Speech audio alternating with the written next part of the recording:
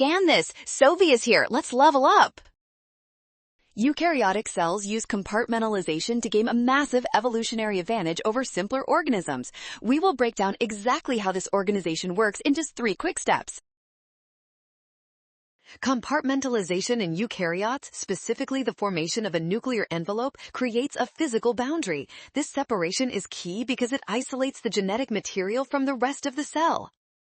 This physical barrier allows for the separation of transcription and translation. Because these processes happen in different spots, the cell can regulate each one independently to increase its overall efficiency. While other organelles also provide benefits, the specific regulation of gene expression is the core advantage here. That makes option C our final winner for this biology challenge today. Boom! Well done! Option C is correct. Scan the code. You can learn better with Sovi. Watch signs and avoid rush. Trust given info and check steps.